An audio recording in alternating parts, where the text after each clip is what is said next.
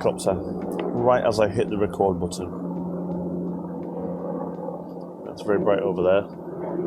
Shouldn't have looked at that. Now then, welcome back to another video. Today we're going to have a little bit of fun. I haven't done a POV video for quite a while, so that's what we're going to do kind of in part today. But you've seen the title of the video, you know what we're talking about. We're talking about megapixels. Now I'm going to make a video telling you how many megapixels you do or don't need, because it's completely situational. But what this aim of this video is to show you that for the likes of social media, for just your own personal stuff, for YouTube even, for even like printing small and making a zine, you really don't need that much in the way of megapixels, because there's far more that contributes to overall image quality than just megapixels. Now you've already seen some of the images I've already taken this morning, side-by-side comparisons kind of thing, but I didn't tell you what they were. Now the cameras we are using are the Sony a7R II, which is 42 megapixels on a full frame sensor with a whole bunch of dynamic range and color depth and all kinds of other things. And the absolutely fantastic Sony NEX3. Now what we're talking about here is 40 megapixels on the APS-C versus 42 megapixels on a full frame. Obviously there's going to be an image quality difference, but like I said, this isn't a comparison to tell you what you need, it's more a comparison to show you what you don't need when it comes to social media.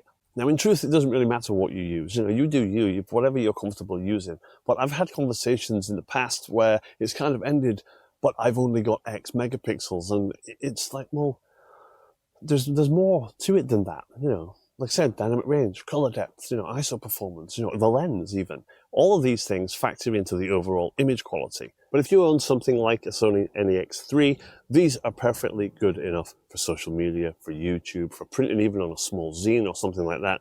These are great. I've shot the Milky Way core with this exact camera. It works perfectly fine.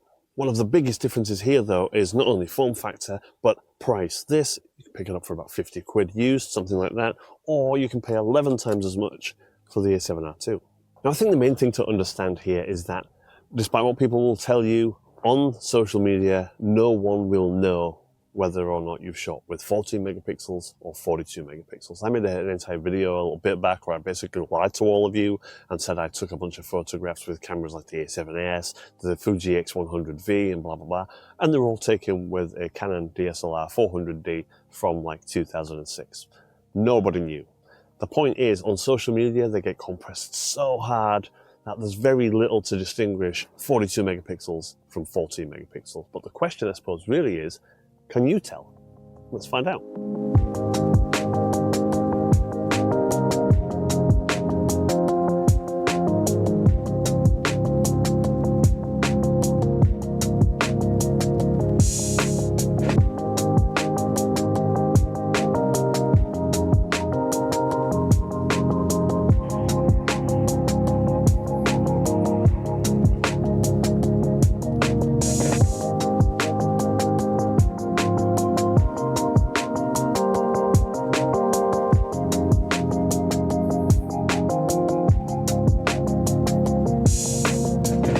Right, so the plan is we have a walk around for about an hour, take each photograph with both cameras, throw them on the screen, and let you tell me which one's which. Now do a bit of a reveal thing, and you can tell me in the comments how many you've got right.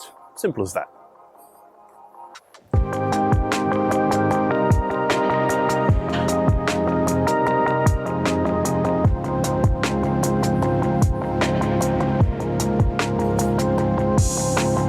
Now, as you may have gathered, this is not a super scientific test.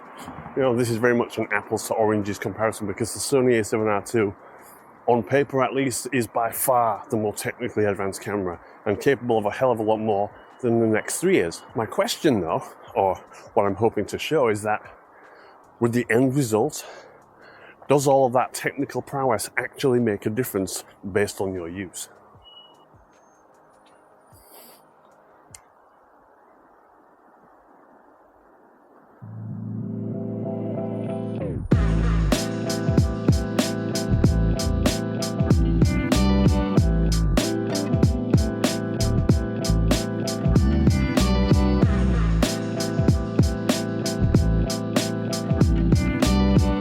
These blocks of flats always make for fun subjects, especially when you've got the light right on the face like that.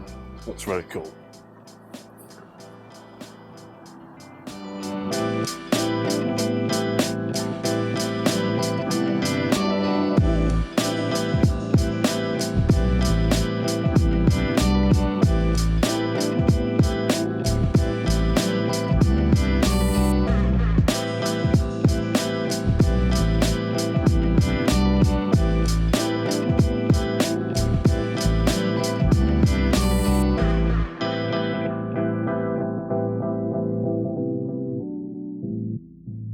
Alright, so I'm very curious to know how many of those you guessed correctly. And yes, I just want to address a couple things. One, yes, you only saw edited files, and the reason for that is because one, the next three, for whatever reason, despite it having the same white balance setting and comparable exposure settings, it runs very magenta compared to the A7R2. So, I mean, that would have been a dead giveaway. A second thing, another dead giveaway, the A7R2, I didn't realize until I got home, had a dirt spot on the sensor. So, it's since been cleaned, but again, that was very obvious in the raw files. It would have been a dead giveaway. Now, of course, this isn't me saying like the next three is the one and done camera, you don't need anything else. It's very situational. The reason I bought the A7R2 is because some of the work I'm doing right now requires heavy cropping. And having 42 megapixels, I can crop 60% of that away and still have the same resolution as the next three. So that's something to bear in mind depending on what your situation is. As I said also, there's more to image quality than just megapixels, and as you may have noticed from those examples, some of the next three images looked sharper than the A7R2 images, and the reason for that was the lens. I was using a 35mm prime on the next three and a standard crappy 28-70 kit zoom, so I could easily match the focal length since I don't have a 50mm for the full frame. And again, there are things you can do in post-production if you're willing to put in the work or know how to do this. That can effectively, you can effectively expand the dynamic range of a camera like the X3 simply by learning how to use bracketing. You can increase the ISO performance of a camera like that by either learning how to use stacking in Photoshop or just simply using noise reduction software that will take the edge off of some of that nastiness. There are lots of things you can do that can make the X3 perform much better, because obviously, as you saw in that video, the light was perfect, the ISO was always at base, so it wasn't really a stress test for the X3.